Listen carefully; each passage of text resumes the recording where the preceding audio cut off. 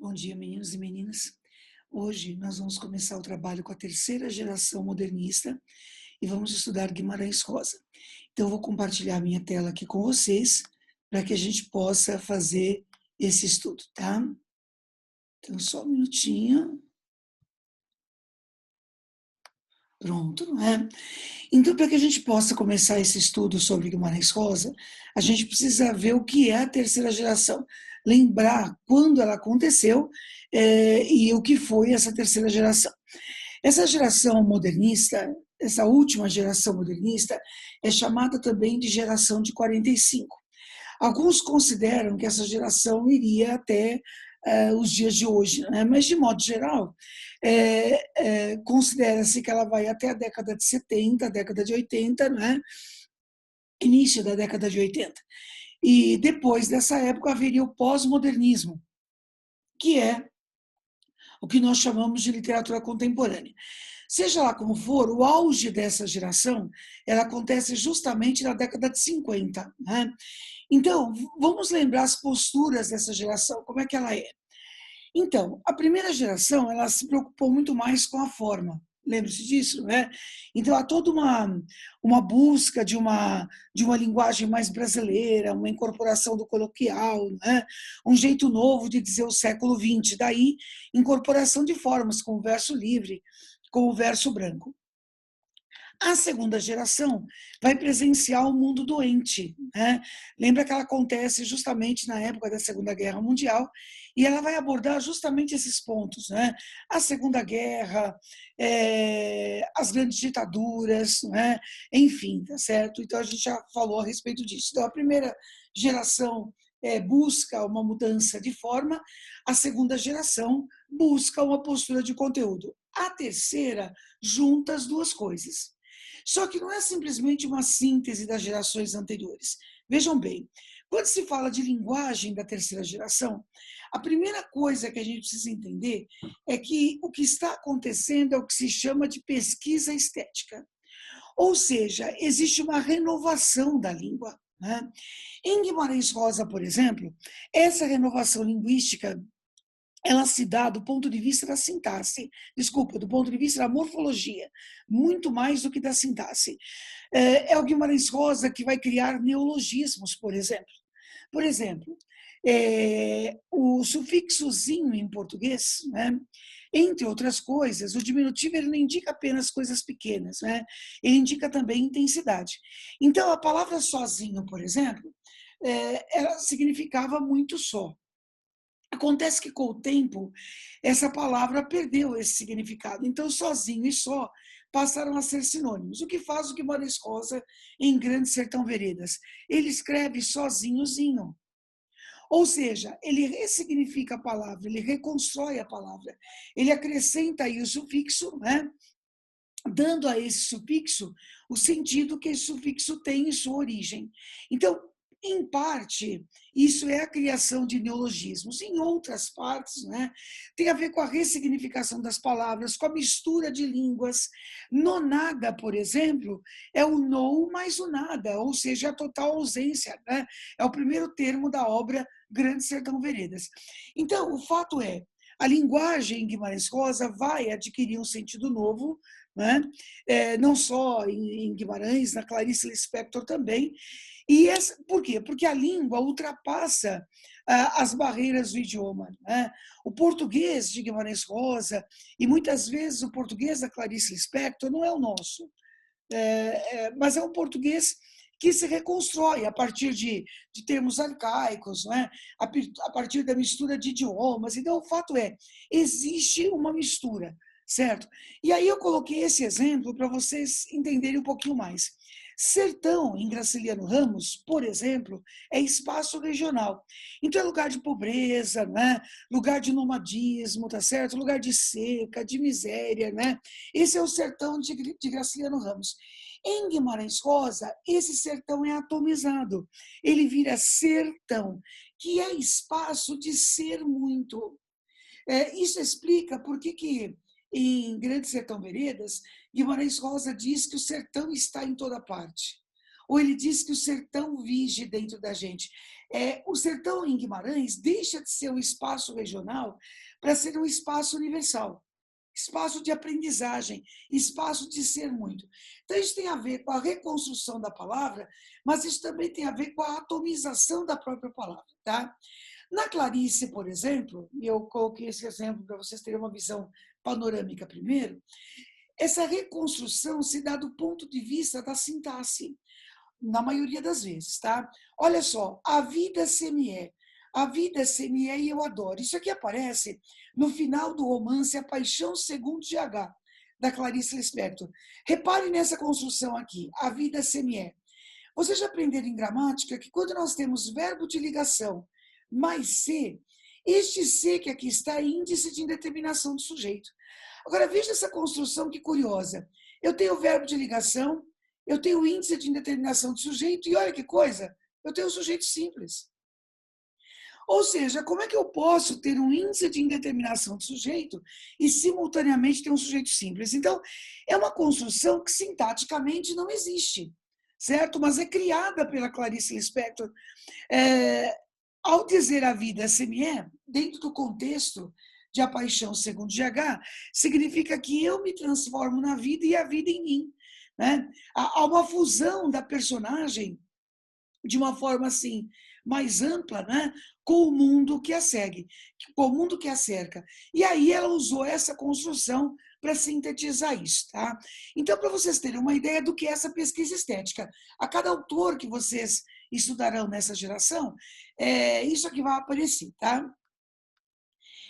E o conteúdo? Então, o conteúdo também é universal.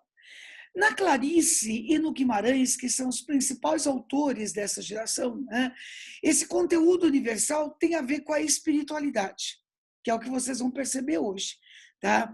Em Guimarães Rosa. Então, é a vivência de uma espiritualidade, né? E é isso que vai aparecer na obra dele e da Clarice também. Tá? Depois a gente vai ver como. E existe também a poesia social que vai acontecer por meio de João Cabral de Melo Neto, principalmente na obra Morte e Vida Severina. Então, o fato é, principalmente quando o autor investe nessa questão do homem em sua essência, né, do homem em comunhão com o universo em que ele está, ele ultrapassa seu tempo. A questão, o Guimarães Rosa, por exemplo, ele vai chamar a verdade social de provisória. E a opção do Guimarães não é pela verdade provisória, mas é por aquilo que é eterno. Né? Então, se nós temos uma linguagem que vai ultrapassar os seus limites, nós vamos ter um conteúdo que vai fazer isso também. Tá? Muito bem, para a gente apresentar o Guimarães, né, a melhor maneira que eu conheço é apresentar o Guimarães por ele mesmo. Eu até coloquei esse trechinho aqui nesse cantinho, né? Eu não sei de nada, mas desconfio de muita coisa. Isso aqui aparece em Grande Sertão Veredas. Quando ele diz que eu não sei de nada, mas desconfio de muita coisa, né? Isso tem a ver com a própria postura do Guimarães em suas personagens principais. São personagens que estão buscando um caminho. São personagens que estão em construção, que estão em aprendizagem. Né? Então, eles não se consideram prontos, eles não sabem, mas eles buscam saber. Tá? Muito bem, vamos ver como é que o Guimarães Rosa se define. Que nasci no ano de 1908, você já sabe. Você não deveria me pedir dados numéricos. Minha biografia, sobretudo minha biografia literária, não deveria ser crucificada em anos. As aventuras não têm tempo, não têm princípio nem fim. E meus livros são aventuras. Para mim, são minha maior aventura. Escrevendo, descubro sempre um pedaço do infinito. Vivo no infinito, o momento não conta. Vou lhe revelar um segredo. Creio já ter vivido uma vez. Nesta vida, também fui brasileiro e me chamava João Guimarães Rosa. Quando escrevo, repito o que vivi antes. E para estas duas vidas, uma apenas não me é suficiente. Então, se vocês estão pensando aí que o Guimarães Rosa acredita em reencarnação, fato. Né? Ele acredita, ele é espírita? Não. Né? Mas ele acredita em reencarnação. Ele acredita que nós estamos aqui para melhorar a nós mesmos. E nós voltaríamos aqui quantas vezes fosse necessário para que nós pudéssemos nos melhorar, né? Para que nós pudéssemos, nesse caminho para o infinito, chegar mais perto de Deus. O Guimarães Rosa não tem nenhuma religião específica, ele é um espiritualista, né? Mas ele acredita, e acima de tudo, ele acredita muito em Deus. Então, ele acredita que tudo que nós fazemos aqui é justamente para esse caminho de plenitude espiritual, que seria o momento em que nós encontrássemos Deus. Em outras palavras, gostaria de ser um crocodilo vivendo no Rio São Francisco. O crocodilo vem do mundo, vem ao mundo como um magister da metafísica, que pois para ele cada rio é um oceano, um mar de sabedoria, mesmo que chegue a ter 100 anos de idade. Gostaria de ser um crocodilo porque amo os grandes rios, pois são profundos como a alma do homem. Em Guimarães Rosa, a água, principalmente a água do Rio São Francisco, é símbolo da vida. Esse é o ponto, né? A água é frequente da obra do Guimarães. Em Grande Sertão Veredas, por exemplo, quando o Riobaldo encontra pela primeira vez Diadorim, vai encontrá-lo justamente em pé no rio, né? Exatamente no meio do rio, mas cercado de água, né? E Diadorim vai se tornar a vida de Riobaldo. Na superfície são muito vivazes e claros, mas as profundezas são tranquilos e escuros como os sofrimentos do homem. Amo ainda mais uma coisa de nossos grandes rios, sua eternidade. Sim, rio é uma palavra mágica para conjugar eternidade. Gente, essencialmente, o que Guimarães Rosa busca é justamente uma verdade universal, né? Daí a pesquisa estética, na busca de uma linguagem que vai além da linguagem que nós conhecemos. Daí a busca de um conteúdo que também vai além do trivial. Guimarães Rosa não opta por verdades provisórias, ele opta por verdades universais. Se assim é, por que buscar o sertão? Justamente por isso, né? Segundo Guimarães Rosa, o sertão é aquele espaço em que você pode andar léguas e léguas e não encontrar Cristo Jesus pelo caminho, certo? Ou seja, no sertão, tudo está por fazer. E o Guimarães acredita que a única forma de nós nos construirmos, né? De nós entendermos quem nós somos, é justamente se nós formos capazes de construir a nós mesmos. É difícil construir a nós mesmos num espaço em que está tudo pronto, justamente como espaço urbano, né? Então, a busca do Guimarães Rosa é justamente por esse espaço, né, que vai além daquilo que o ser humano encontra pronto. Ele precisa construir para que ele possa se construir. Daí, essa ressignificação do sertão. Sertão não é espaço geográfico, sertão é espaço para ser muito. Por isso que se classifica a obra do Guimarães Rosa como regionalismo universal. Usando as próprias palavras dele em Grande Sertão Veredas, o sertão está em toda parte. Eu falei há pouco que o Guimarães Rosa não é necessariamente religioso, porque ele não tinha nenhuma religião específica, mas ele é espiritualista, né? Existem estudos hoje feitos sobre as leituras de Guimarães Rosa. E entre essas leituras todas de Guimarães Rosa, estão desde os Vedas da Índia, né, até a religião aica, a religião maia, a religião asteca, não é? Enfim, o Guimarães Rosa acredita que a fé não é sistema. Mais do que isso, ele ainda diz que a fé tem que ser criativa. Então, ele vai buscar de cada religião aquilo que ele achar que é verdadeiro, né? E vai construir a partir daí sua espiritualidade.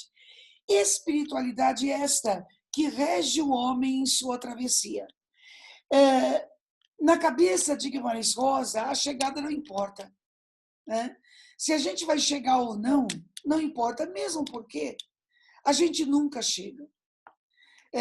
Como disse Guimarães Rosa, quando assumiu a sua cadeira na Academia Brasileira de Letras, né, a gente morre para provar que viveu. As pessoas não morrem, elas ficam encantadas. Então, até quando a gente morre, o que existe é o encantamento. Nós dormimos para acordarmos em outro plano, né? E voltarmos para cá quando for a época, quando for o tempo, né?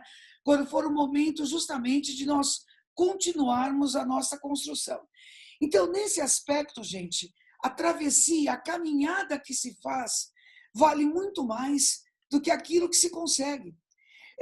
Se nós pegássemos exemplos bem banais, bem comuns, não é? Pense no que significa para o homem contemporâneo ter dinheiro, certo? Dentro do sistema capitalista, isso aí é absolutamente essencial. Agora, levando em conta essa ideia do Guimarães Rosa, desculpem, se esse dinheiro é obtido graças a atos imorais, graças a atos desonestos, ele vale muito pouco. Ele vale muito pouco porque constrói uma pessoa cujos valores são duvidosos, né? Agora, se esse dinheiro é obtido graças a uma construção de uma trajetória, não importa se ela é mais fácil para uns, mais difícil para outros, mas é a construção de uma trajetória em que cada conquista sua, né, faz de você alguém melhor. Então, aí o valor dessa conquista muda. Então, o valor da nossa conquista não está na nossa conquista, mas está no caminho que nós fazemos para chegar até ela. Isso explica por que toda a obra do Guimarães tem nela essa ideia de travessia. Agora, essa travessia de cada um, né, e vocês são adultos o bastante para conseguir entender isso, ela é cheia de problemas, né? cheia de intempéries, cheia de, enfim, obstáculos que a gente precisa vencer. E alguns desses obstáculos, eles são duros, né? Afinal, nós caímos mesmo. Há umas rasteiras que a vida nos passa que, olhe, não é fácil erguer-se delas depois. Mas aí, o ser humano tem essa característica boa, importante, que é a resiliência, né? Ou seja, diante de uma grande dificuldade, a gente cai, claro, sofre pra caramba. Mas olha que coisa legal, a gente consegue se reerguer e recomeçar. E isso sempre faz toda a diferença. Então, o que faz a diferença é justamente essa nossa capacidade de nos reerguermos, né? De sermos melhores em nossas conquistas, certo? Então, é isso, né? Essa era aquela história do bambu que verga, mas não quebra? Exatamente. Agora aí que está. Essa história de não se entregar, de não quebrar, de reerguer-se e caminhar, isso não é automático, isso é uma escolha. E isso o Guimarães deixa muito claro pelas suas personagens ao longo dos seus textos, né? É uma escolha. Eu posso me entregar à derrota, né? Ou eu posso fazer uma forcinha, ou uma grande força, tudo bem, tá certo? E reerguer-me e me reconstruir, ou seja, aproveitar aquela experiência para compor, a partir dela, um ser humano mais forte, um ser humano melhor, né? Então, essa nossa caminhada, essa nossa travessia, ela não tem só os problemas, só as intempéries, mas ela é cheia o tempo todo dessa grande pergunta aqui: o que é o bem e o que é o mal? Sabe, gente, a gente acorda todos os dias, né? Se somos boas pessoas, ou prioritariamente boas pessoas, a gente acorda tentando fazer as coisas direito, né? A gente acorda tentando acertar. Nem sempre a gente consegue. Talvez porque não esteja claro para nós o que é o bem e o que é o mal. Ou em que momento dessa travessia bem e mal meio que se misturam, né? Aliás, essa mistura dos dois é o que mais aparece na obra rosiana, né? E vai aparecer mesmo, quer dizer, essa história de que esses dois valores, essas duas energias, né, em algum momento elas meio que se misturam, tá? E aí, o que é o bem e o que é o mal? Não é Guimarães Rosa que vai nos dizer. A gente adora quando, enfim, as respostas estão prontas, né? Mas eu repito a vocês, não é Guimarães Rosa que vai nos dizer. Quem vai ter que dizer isso somos nós. As obras de Guimarães Rosa são abertas, né? O que nós temos, muitas vezes, são situações que são perguntas, né? A resposta, bom, a resposta, quem tem que dar somos nós, né? Então, em termos de conteúdo, é isso. Em termos de estilo, né? Olha, enquanto para mim e para vocês, a língua é uma forma de nos comunicarmos, né? O idioma é uma forma de nos comunicarmos, para o Guimarães Rosa, não. Eu disse a vocês, não só isso, é isso que eu quero dizer. Eu disse a vocês que a palavra-chave de Guimarães Rosa é a travessia, né? E nessa travessia, continuando nessa linha de raciocínio, nós vamos caminhar usando os nossos talentos, usando os nossos dons. E cada um tem os seus dons, certo? Por que é importante que a gente valorize esses dons, não é? E trabalhe esses dons? Porque isso nos foi dado, segundo a crença de Guimarães Rosa, por Deus, certo? E o que vai nos levar até ele é justamente a prática desses dons. A formação acadêmica de Guimarães Rosa era medicina. Mas, assim, essa não era a paixão dele. A paixão dele era a linguagem. Gente, Guimarães Rosa sabia fluentemente 9 idiomas. Fluentemente, falar, escrever, ler, fora aqueles que ele só sabia ler e escrever, mas tinha alguma dificuldade para falar. Por que ele aprendeu tantos idiomas? Paixão, hobby. Por exemplo, o Guimarães Rosa ele tinha muita insônia, né? Então, toda vez que ele acordava e com insônia, o que ele ia fazer nesse tempo que ele estava acordado? Ia aprender uma língua nova. Porque para ele aquilo era importante, né? E isso foi sempre assim, sabiam? Essa história de aprender línguas foi bem diferente da gente. A gente, por exemplo, vai aprender uma língua estrangeira que a gente aprende inglês, claro, depois espanhol, e depois, quem sabe, francês, né? Pois é, o Guimarães Rosa aprendeu como primeira língua estrangeira japonês. E numa situação extremamente curiosa, né? Ele era criança ainda, estava lá em casa, na casa dele, e foi um eletricista lá, um eletricista japonês. E o eletricista, para fazer graça com a criança, falou ali umas palavrinhas em japonês, né? Quando ele voltou para terminar o trabalho, a criança, além de saber aquela, sabia outras. Ele já tinha pesquisado, né? E olha que naquela época não havia Google, não havia internet, era na biblioteca mesmo. Ele já havia pesquisado e ele sabia mais algumas. Bom, o fato é que o japonês achou aquilo o máximo, né? E perguntou para o Guimarães se ele queria aprender. E ele disse que queria. E a partir daí, gente, ele não parou mais. Aprender novas formas de dizer as coisas era a paixão do Guimarães Rosa. Em relação à língua portuguesa, ele sabia tudo, gente. Ele sabia muito gramática, ele sabia português arcaico, ele sabia criar palavras novas. Então, o estilo do Guimarães Rosa é extremamente importante. Não é só um jeito de escrever. Para ele, e ele vai dizer isso textualmente, a língua para ele é o caminho para Deus. Daí, ele dizer isto. Meu lema é: a linguagem e a vida são uma coisa só. Quem não fizer do idioma o espelho de sua personalidade, não vive. E a vida é uma corrente contínua. A linguagem também deve evoluir constantemente. Isso significa que, como escritor, devo me prestar contas de cada palavra e considerar cada palavra o tempo necessário até ela ser novamente vida. O idioma é a única porta para o infinito, mas, infelizmente, está oculto sob montanhas de cinza.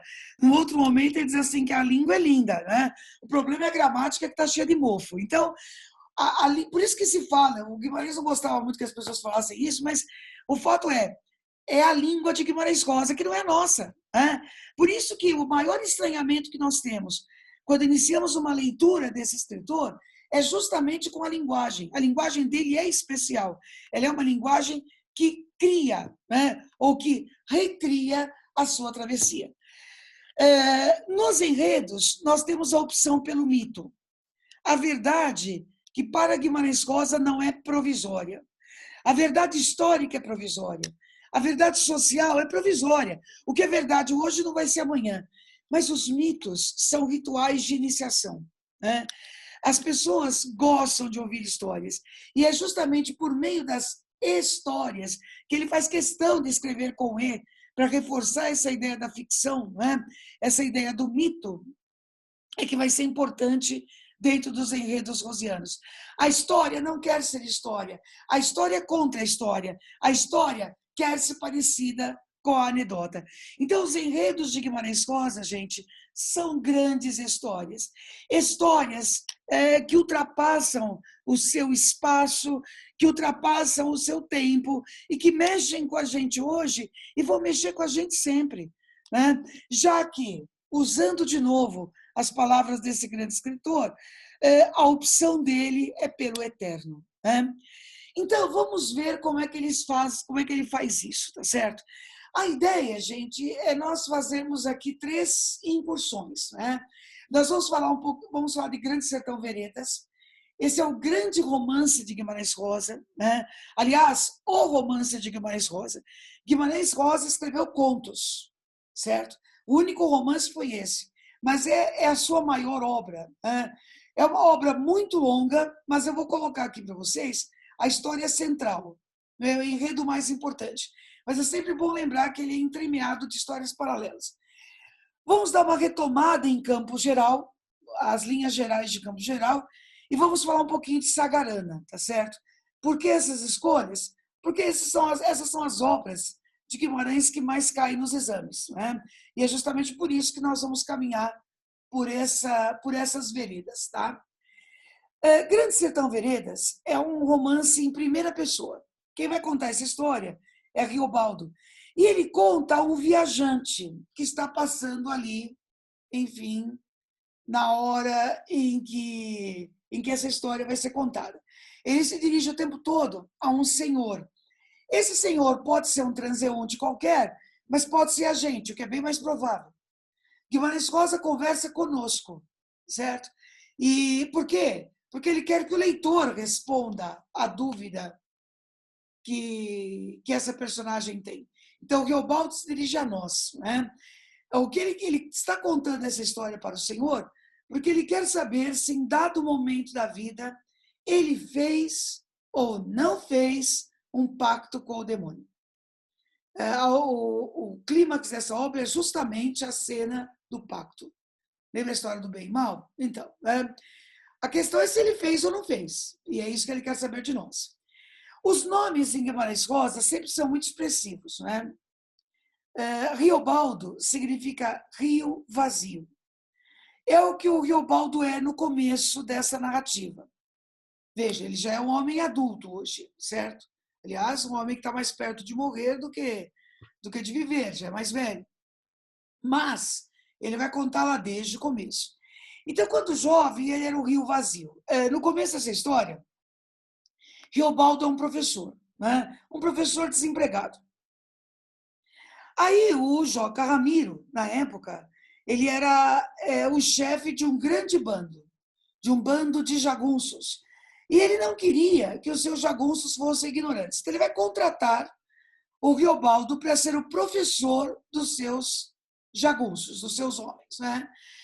E Riobaldo, que é um rio vazio, né, vai aceitar esse emprego por falta de outro, tá certo? Então, a ideia era ficar um tempo, pouco tempo, né, ganhar um dinheiro e depois, enfim, tocar sua vida. Mas, sabe aquela coisa? Foi ficando, até tornar-se parte desse bando do Joca Ramiro.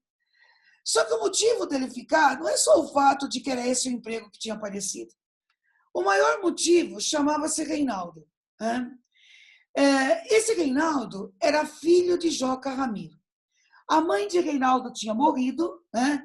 E depois que a mãe dele morreu, ele passou a viver apenas com o pai. Como o pai era chefe desse bando, ele vivia com o pai. Reinaldo era considerado o jagunço, o guerreiro, né? Eles não se consideravam jagunços, consideravam-se guerreiros, né? O guerreiro mais valente do bando, o mais corajoso, o mais forte, não é? Enfim, as pessoas tinham o maior respeito por ele, justamente por isso, não é? E ele vai ver Reinaldo pela primeira vez no Rio São Francisco. E quando ele vê ali o Reinaldo parado no meio da água, ele fica absolutamente encantado por aquela visão. Nem ele sabe por quê, mas fica. E a partir daí, eles se tornam, assim, grandes amigos. Muito amigos. Tão amigos que chega uma hora que o Riobaldo se vê apaixonado por Reinaldo. Quando eles...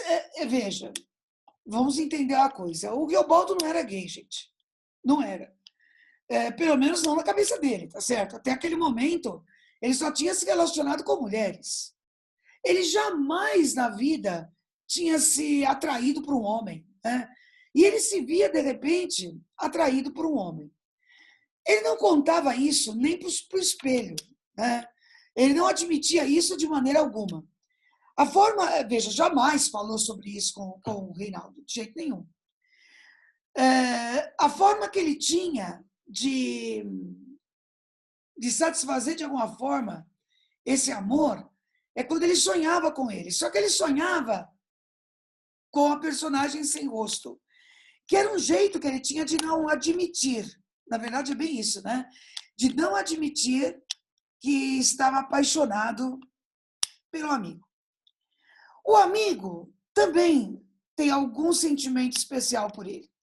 A gente percebe, por exemplo, numa conversa em que o Reinaldo diz assim para ele: olha, Riobaldo, quando estivermos só nós dois, você não precisa me chamar de Reinaldo. Você me chama de Diadorim. Diadorim era o apelido familiar de Reinaldo, né? E o Riobaldo passa a chamá-lo de Diadorim. O sentimento que ele tem por Diadorim é um sentimento ambíguo, né? Por um lado é um grande amigo, mas por outro lado, como eu disse a vocês, ele se vê apaixonado pelo amigo. Ele só não admite, né? Amor vem de amor, digo. Em Diadorim penso também. Mas Diadorim é a minha neblina. Essa metáfora é belíssima, né? Neblina, aquela coisa assim esfumaçada, o indivíduo se esconde dentro dela, né? A imagem de Diadorim era essa. Sabe que há uma época aí que o Riobaldo começa a namorar uma moça, né? Que vivia ali na cidade. Moça, mais adiante ele vai se casar com ela. Chamava-se Otacília. Pois não é que Diadorim começa a ter ciúme dela, né? Aí o Riobaldo começa a desconfiar de que, na verdade, talvez o sentimento seja recíproco.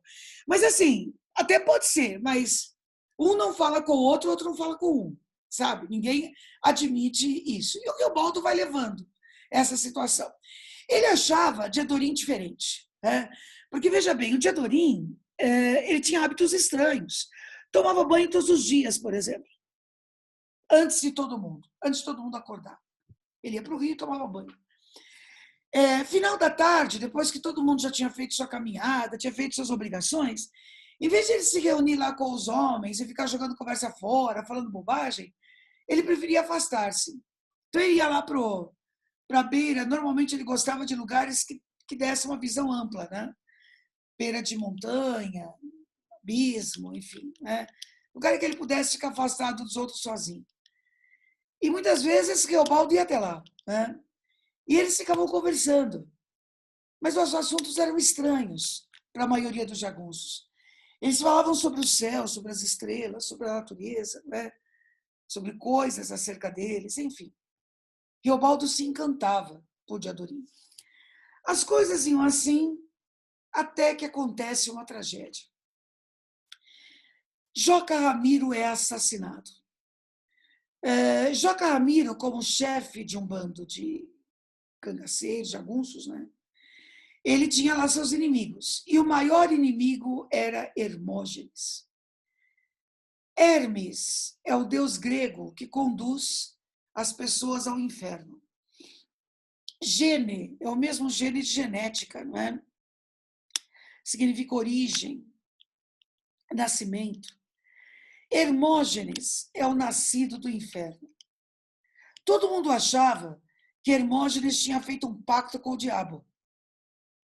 Por isso que ele tinha corpo fechado, né? Ninguém conseguiria matá-lo não com tiro de bala, por exemplo. Então ele era fortão, aquela coisa toda e temido, né? Pois Hermógenes, inimigo de Joca Ramiro, matou Joca Ramiro. E agora, gente, esse bando que fazia sua travessia pelo sertão, né, agora tem um lugar a que chegar. Eles teriam que procurar o Hermógenes e vingar a morte de Joca Ramiro. Todos estavam revoltados com o acontecido. Mas uma coisa é fato, ninguém era mais revoltado com o acontecido do que Diadorim. Afinal, ele é filho do Joca Ramiro. E ele tinha jurado para ele mesmo que ele ia matar o Hermógenes, custasse o que custasse. Nessa travessia, que é uma travessia bem longa, né, muitas coisas acontecem, muitas histórias são contadas, né, muitas experiências são trocadas. Chega uma hora que Riobaldo pensa que esse amor que ele tem por Diadorim, obviamente, nunca vai acontecer. Está fora de cogitação. Então, ele poderia, pelo menos, proteger o amigo. Se Hermógenes tinha feito um pacto com o demônio, o único jeito que Riobaldo teria para proteger Diadorim era fazer um pacto com o diabo também, né? Bom, aí ele resolveu fazer, tá certo? Então, ele fez o que todo mundo disse para ele que tinha que fazer. Ele foi encruzilhada lá na floresta ou da mata à meia-noite, levou o que tinha que levar, o texto não diz para a gente exatamente o que tem que ser levado, né? Mas leva o que tem que levar e fica esperando. Fica esperando o diabo aparecer. Meninos e meninas, o diabo com rabo, chifre e tudo não aparece. Mas que a gente tem a nítida sensação que essa criatura está lá, a gente tem, né? Porque, gente, a cena é assustadora. Chove, trovões, raios, aquela coisa assim absolutamente terrível, né? O fato é que o diabo, como eu disse, fisicamente não aparece. Mas o Riobaldo sai de lá mais forte do que entrou. E essa cena ela acaba ficando ambígua na história, porque a gente não sabe se ele saiu de lá mais forte porque efetivamente fez o pacto com o diabo, ou se ele saiu de lá mais forte porque ele está sugestionado, o que é bem possível, tá certo? Mas o fato é, Guimarães Rosa não fecha essa questão. Sabe? Será que existe uma entidade que é o diabo com o qual alguém pode fazer um pacto? Ele deixa isso em aberto, certo? Ou será que essa história do bem e o mal são apenas grandes energias que existem dentro da gente? Fiquem aberto. Você é que vai pensar, né? Mas o fato é, ele saiu de lá mais forte do que entrou, e no meio de tantos encontros, desencontros e histórias, é ele que vai pegar as rédeas da situação. Ele vai conduzir o bando até onde está o Hermógenes, sem desvios mais da estrada, né? Ele vai levá-lo até lá e vai se tornar, agora corajoso, agora muito forte, né? O grande chefe Urutu Branco, como ele é chamado pelos amigos, né? Finalmente eles chegam ao lugar em que está o Hermógenes e a guerra acontece. Só que guerra, gente, não é organizada, né? Você vai lá, pega aquele, você vai pegar aquele, não, né? Todo mundo pega todo mundo, tá certo? A ideia é exterminar o inimigo. E o Riobaldo quer pegar o Hermógenes, porque ele fez o pacto com o demônio para isso, ou ele acha que fez para isso. A questão é que Diadorim também queria, né? Diadorim está com sangue nos olhos, certo? Ele quer vingar a morte do pai. E ele acha o Hermógenes antes do Riobaldo. E há um confronto final. O confronto final, que deveria ser Riobaldo versus Hermógenes, vai ser Diadorim versus Hermógenes. Gente, o negócio é terrível, né? Nesse confronto, Hermógenes mata Diadorim. Mas Diadorim também mata o Hermógenes. E o bando que aqui está se dispersa. Porque o bando do Hermógenes era corajoso por causa dele, viu, gente? Não é que eles eram corajosos mesmo.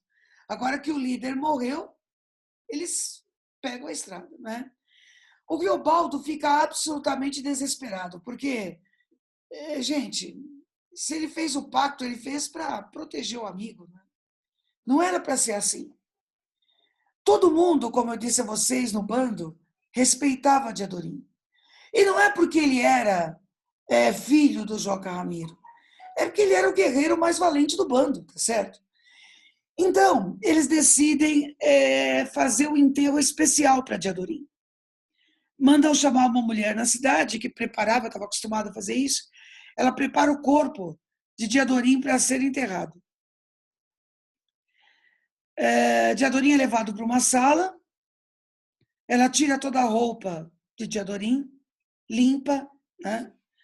E sai para buscar uma roupa para ele. Quando ela sai, e o corpo de Diadorim fica ali sobre a mesa, sozinho na sala, o Riobaldo resolve se despedir. E ele queria fazer isso sozinho, certo? Quando ele entra na sala, segundo ele, o corpo de Diadorim se ilumina. Ele deixa até claro para nós que isso pode ter sido coisa na cabeça dele, mas que ele visualizou essa cena, ele visualizou. E quando ele chega perto para se despedir de Diadorim, o corpo que está sobre a mesa não é o corpo de um homem, gente, é o corpo de uma mulher. Veja se vocês entendem o que eu vou dizer a vocês. Diadorim não era transexual, Diadorim não era travesti, tá certo? Diadorim era mulher. Ou seja, naquele momento, Riobaldo percebeu que não se apaixonou por um homem, mas se apaixonou pela mulher que só ele conseguiu ver em Diadorim. Aí você fica pensando, mas por que então? Ela não chegou e já falou isso para ele, tá certo? Gente, eu disse a vocês que Diadorim era o guerreiro mais valente do bando, o mais respeitado. Ele tinha perdido a mãe, ela tinha perdido a mãe, né? E vivia com o pai. Vocês acham mesmo que se ela se apresentasse no bando como uma mulher, naquele bando de machistas, de jagunços, né? Ela seria respeitada como a guerreira mais valente do bando? Pode esquecer, claro que não, certo? Então, Diadorim, para poder viver com o pai e para poder, enfim, fazer parte ali daquele grupo, tinha que ser homem, né? Essa é a hora que a gente sabe por que ela se chama Diadorim. Diadorim, na verdade, é porque o nome verdadeiro dela é Maria Deodorina. Então, Diadorim acaba sendo o apelido, certo? O Riobaldo chega a escrever assim, olha, o senhor me desculpa ter contado para o senhor isso só agora, né? Mas eu tinha que contar isso para o senhor na mesma hora que eu vi. Diadorim era mulher. Bom, Diadorim é enterrada, certo? As despedidas acontecem. E hoje, passado tanto tempo depois, já mais velho, casado, ele acabou casando com a Otacília. O Riobaldo quer saber de nós se ele fez ou não fez esse pacto com o demônio. Porque, gente, se ele fez, ele está ferrado. Ele vai para o inferno. Pior, fez à toa, né? Porque ele fez para proteger Diadorim e Diadorim morreu. Então, enfim, né? Seja lá se aconteceu, foi uma perda total de tempo. Pior, uma perda da alma, né? Ele chega a escrever assim, olha, breve, o senhor me ouviu. Breve, o senhor me entendeu. O diabo não existe. O que existe é o homem humano. Se ele tivesse parado aí, a gente teria chegado à conclusão. Olha, ele contou a história, e depois que ele contou a história, ele chegou à conclusão de que não existe uma entidade que seja o diabo, né? O que existe é o ser humano. Só que ele escreve assim: o que existe é o homem humano. Ponto. Será travessia. Gente, ao escrever será, acabou com tudo, tá certo? Ou seja, essa dúvida permanece. E como ela permanece, ela é jogada para nós. Na verdade, essa dúvida está embutida no nome da nossa personagem importante aqui, Diadorim. Dia tem duplo sentido. Por um lado, dia remete a sol, luz. Diadorim foi o grande amor da vida de Riobaldo. Por outro lado, dia é inicial de diabo. Se ele fez o pacto com o demônio, foi por causa dela, certo? Então, ao mesmo tempo que ela é o grande amor, a grande felicidade, ela também é o mal, certo? Ela é a causa, né, desse possível pacto com o diabo. Dor, sofrimento. Sofrimento pelo amor que nunca aconteceu e sofrimento pela possível perda da alma. Agora, o pedaço mais legal é esse final aqui, né? Esse in, do latim, veio dar inha e inho em português, que pode ser sinônimo de pequenez, de delicadeza, né? A questão, gente, é que não termina nem em A nem em O. Ou seja, é o símbolo do duplo. É a união do masculino e do feminino. É a união do bem e do mal. Guimarães Rosa nos joga isso como reflexão. Será mesmo que bem e mal são entidades separadas, né? Será? Ou será que são duas grandes energias que existem dentro de cada um? E nós tentamos harmonizá-las ou domá-las todos os dias, né? De acordo com as nossas condições. Tenho a menor ideia. Sim, tá certo? É o que fica para que a gente possa pensar, né? E para que a gente possa refletir, tá certo? Para que a gente possa entender. Só que o entender não significa chegar a uma resposta só. O entender talvez signifique que a gente tenha que domar essas duas energias todos os dias e tentar fazer com que as coisas mais positivas prevaleçam. Mas elas podem estar juntas, viu? Dentro de cada um. Nós somos pessoas em travessia, exatamente como esse bando aqui, que nem sempre acerta, tá? Bom, eu coloquei esse trechinho, certo? Porque eu acho legal, né? Eu acho interessante que vocês conheçam Guimarães Rosa por ele mesmo. Numa das reflexões do Riobaldo, atormentado aí por esse amor que ele não entende, ele diz assim: todos estão loucos neste mundo, porque a vida da gente é uma só, e as coisas que há e que são para ver são de mais de muitas, muito maiores e diferentes. E a gente tem de necessitar de aumentar a cabeça para o total. Todos os sucedidos acontecendo, sentir forte da gente. O que produz os ventos. Só se pode viver perto do outro e conhecer outra pessoa sem perigo de ódio se a gente tem amor. Qualquer amor já é um pouquinho de saúde, um descanso da loucura. Deus é que me sabe. Qualquer amor já é um pouquinho de saúde, um descanso na loucura. É isso que o Riobaldo diz para si mesmo, quando ele se vê atormentado por esse amor que tem tanta dificuldade de entender, tanta dificuldade de traduzir, tá?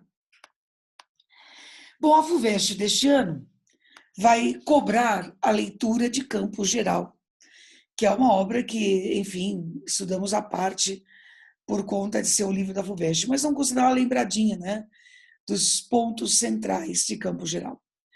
Campo Geral conta a história de Miguelim. Lembra-se do Miguel, né? Os nomes terminados em El significam de Deus, né? Então, Miguelim, Miguel, né? Esse El de origem hebraica significa de Deus. Miguelim é o anjinho, é o anjo de Deus. Miguelim tem 8 anos e nasceu no Mutum. Mutum, que é Mutum de qualquer jeito, né? Se você ler numa direção é Mutum, na outra também. Novamente, é o sertão que está em toda parte, né? O sertão que é do tamanho do mundo, que não tem começo e também não tem fim, né? O fato é que esse Miguelin, que nasceu no Mutum, ele tem uma dificuldade muito grande de entender o que está à sua volta, a começar pelo fato de que ele é míope e não usa óculos, né? Ele é pite cego, como aparece nos momentos narrativos. Então ele não sabe se o Miguelin, ele não sabe se o Mutum é bonito. Ele não consegue entender muito bem as coisas porque assim enxerga mal. Por isso que ele pergunta para todo mundo se o Mutum é bonito, né? Então ele vai ter que potencializar outro órgão dele. É sempre assim, né? Quando um órgão nosso, um sentido nosso falha, a gente tem que compensar isso por outro. O Miguelinho é aquele que enxerga o mundo por meio da imaginação. Miguelinho é o grande contador de histórias. As pessoas dizem que ele mente, principalmente a irmãzinha, né? Vai para o inferno, né? Mas ele não mente, ele só cria histórias. Porque essa foi a forma que ele teve de conhecer o mundo. Essa criança, né, não quer crescer. Porque o mundo dos adultos é estúpido. O pai é violento. O tio, de que ele gostava tanto, no fim das contas, acaba virando um caso da mãe. Então, há certas situações aí que vão fazê-lo entender, ao longo da história, né, que o mundo adulto é um mundo estúpido. Então, o medo que ele tem é de crescer. O mentor espiritual do Miguelin é o seu irmãozinho, o Dito. Dito, participe do verbo dizer. A força do dito é pela palavra. É o dito que vai ensinar para ele que, quando ele está sempre perguntando para todo mundo, o que é o mal feito, né? Aí o dito chega para ele e fala assim, olha, Miguelinho, você quer saber? Tudo que a gente faz, na hora da gente fazer, é até mal feito, mas depois que a gente fez, tudo vira bem feito. Gente, sabedoria, né? Ninguém consegue consertar o que já foi. Já foi, tá certo? Você vai fazer o quê, né? Já errou, né? O que você pode fazer é aprender com isso e, quem sabe, não errar de novo. Mas o fato é, a vida é assim, a gente erra mesmo, não é? E a gente precisa aprender com os nossos erros. É o dito que vai ensinar para ele que quando a gente quer fazer uma promessa, a gente não tem que fazer negociação com Deus. A gente faz a promessa e paga. O dia que a gente precisar, já está feita. É isso. Que é só um jeito de dizer, um jeito infantil de dizer que a travessia é importante e que a gente não deve fazer coisas boas em troca de outras coisas.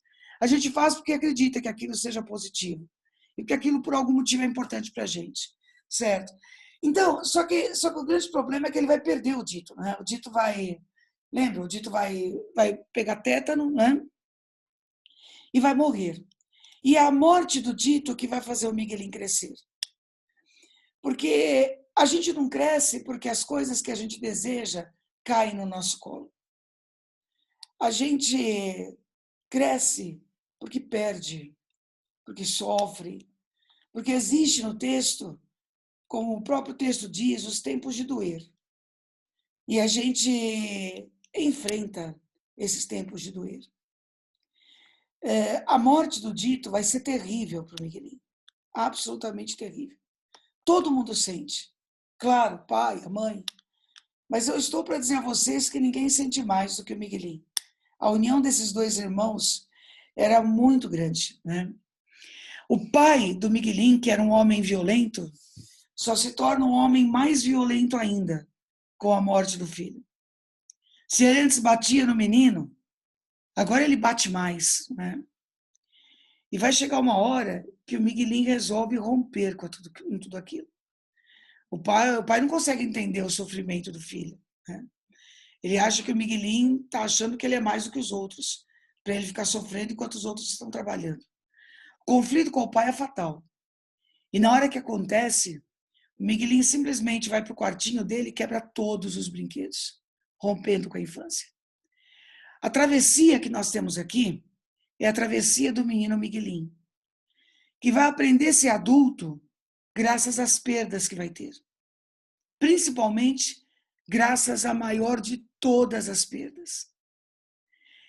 E é quando ele cresce que vai chegar à fazenda, não vira adulto, ainda é um menino, mas quando cresce por dentro, isso que eu quero dizer a vocês, vai chegar fazendo um médico, o doutor José Lourenço, que vai chegar lá pedindo pousada, enfim, as casas eram muito distantes, né? Então ele pede pousada e logo percebe que o Miguelinho aperta os olhos para enxergar. Então o médico empresta para o Miguelinho os seus óculos. E o Miguelinho fica quase maluco, né? Porque na hora que ele põe os óculos do médico, ele passa a enxergar tudo com clareza. Gente, esse enxergar com clareza não tem a ver só com colocar os óculos do médico, mas tem a ver com todo esse processo pelo qual o Miguelinho passou e que o fez aprender a lidar, né? Com as perdas, com o sofrimento, aprendeu a crescer. E isso vai dar a ele, apesar de todas as perdas e sofrimentos, uma visão mais clara do mundo. O médico vai se oferecer para levar o Miguelinho para a cidade, como ele mesmo diz, para buscar a luz dos seus olhos. É o Guimarães Rosa, sabe? Saindo de Cordisburgo, Minas Gerais, para ir buscar também a luz dos seus olhos, para estudar, para conhecer o mundo, né? E um mundo que vai além dos limites daquela cidade. Então, se em Grande Sertão Veredas nós temos a trajetória do Rio Baldo, que ainda está em processo, né? Em Campo Geral, nós temos a trajetória do Miguelinho, que também está em processo. Também é uma caminhada, né? E ao começo dela, esse passar por perdas, essa superação das perdas, até o momento em que ele consegue andar pelas suas próprias pernas, né? E ao caminhar com as suas próprias pernas, buscar o que seria o seu espaço, tá?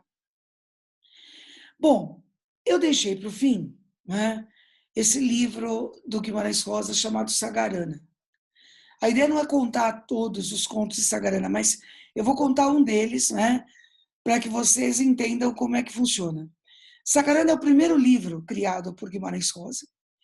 E a criação linguística de Guimarães Rosa já começa pelo nome da obra, como nós vamos ver.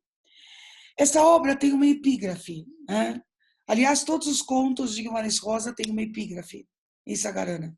E a epígrafe é sempre um trechinho tirado de um outro lugar, normalmente aqui de textos populares, cantigas, lendas, né? Que de alguma forma apontam para o que é aquela história. A epígrafe geral de Sagarana é esta. Lá em cima daquela serra, passa boi, passa boiada. Passa gente ruim e boa. Passa a minha namorada. Essa quadrinha, ela tem uma série de elementos que vão aparecer em Sagarana. O espaço, que é o espaço do sertão, espaço rural, né? As boiadas, aliás, há um conto chamado Conversa de Bois, maravilhoso, né? Em que os bois efetivamente conversam, tá certo? E principalmente, como sempre, né? O tema máximo de Guimarães Rosa, o bem e o mal. Passa gente ruim e boa. O amor acontece e, às vezes, né, o bem e o mal continuam dentro dos seres, tá? O que significa Sagarana? Sagarana é o nome que pode ser desmontado, tá certo? Palavra criada por Guimarães Rosa. Saga é do germânico, significa canto heróico, lenda. E Rana, do tupi, significa a maneira de. Então, são histórias contadas à maneira de lenda. É isso que é Sagarana. A tradição rosiana de contar histórias, né, e contar pequenas histórias, tem nesse livro um grande exemplo. Nós temos aí várias histórias que são contadas, né? Mais precisamente todas essas que aqui estão, tá certo? E cada uma dessas histórias vai ter a sua travessia, vai ter a sua caminhada. Nessas histórias, os animais pensam, os bois falam, as pessoas interagem com a natureza e as pessoas buscam o seu caminho, né? A opção, portanto, é a mesma opção nas outras histórias. É a opção pela fábula, a opção pela narração de mitos, né? Enfim, é sempre assim que vai se contar, tá? Nós temos contos em primeira pessoa, São Marcos, Minha Gente, Corpo Fechado. As demais histórias são em terceira pessoa, certo? Todas elas têm uma epígrafe. E para vocês entenderem como essas histórias são contadas, eu vou usar uma delas como exemplo, que é justamente a primeira história, é o Burrinho Pedrez. que também tem uma epígrafe. E ao meu macho ousado carregado de algodão, perguntei para onde ia, para rodar no mutirão. Veja que o português que está aqui é o português da quadrinha original, né? O Guimarães Rosa utiliza a fábula popular. Então, a linguagem popular. A quadrinha ela já tem elementos que vão depois aparecer no conto, tá? Esse burro carregado de algodão, esse macho ousado carregado de algodão é o burrinho da história que vai carregar nas costas o peso do mundo, né? Para onde ele vai? Para rodar no mutirão, ou seja, ele vai viver, ele vai fazer a sua travessia, tá? Só para a gente entender como é que exatamente essa travessia vai ser feita no burrinho pedreiro. Então, vou contar para vocês, para a gente fechar a partir disso, tá? A história desse burrinho, vou usar a linguagem do Guimarães, tá? Porque a história de um burrinho, como a história de um homem grande, se passa num espaço de um só dia. Sabe, gente, existe às vezes um momento na vida da gente que a gente faz uma escolha. Às vezes é só mais uma escolha, mas às vezes é a escolha. É aquela escolha que vai nortear o nosso caminho sempre. Então, a história do burrinho, como a história de um homem grande, se decide no espaço de um só dia. Era uma vez, era outra vez, no umbigo do mundo, o burrinho Pedriz. Esse burrinho já teve, assim, muitos nomes. Hoje, ele se chama Sete de Ouros. Sete, você sabe que é o número cabalístico, né? É a união do 4 mais o 3. 4 é o número da Terra, na cabala judaica, e 3 é o número de Deus. Usar o 7 significa buscar a totalidade, é o todo, é a união do céu e da terra. Esse burrinho, hoje se chama Sete de Ouros, ouro é a pedra universal, né? Ele se chama Sete de Ouros porque ele é um burrinho velho. Ele só é conservado pelo Major Saulo porque o Major Saulo vê nele uma espécie de burrinho de estimação. Mas ele não serve mais para ficar comandando boiada, carregando peso, enfim. Ele já está muito velho, fica na dele. Acontece que o Major Saulo, naquele dia, ia ter que transportar uma boiada para outra cidade. Era uma boiada muito grande, eram muitos bois. E ele ia precisar de toda a ajuda possível. Ele convoca todos os vaqueiros, né, que trabalham para ele, une todos os cavalos e sobra até para o burrinho. Ele não estava muito afim, mas também não tinha como escolher, tá certo? Ele vai fazer parte aí desse grupo. E aí, gente, essa caravana vai levar os bois até outra cidade. Essa é a travessia desse conto. Todos os contos têm a sua. Essa é a travessia desse conto. Então, os bois vão ser carregados até o outro lado, vão ser levados, conduzidos até o outro lado. Muitas histórias são contadas nesse caminho, né? Mas, como acontece em Grande Sertão Veredas, porque a travessia da gente nunca tem uma história só. O que eu estou mostrando para vocês é só a história principal. Ninguém queria montar esse burrinho antes de começar essa travessia, porque ele era velho, né?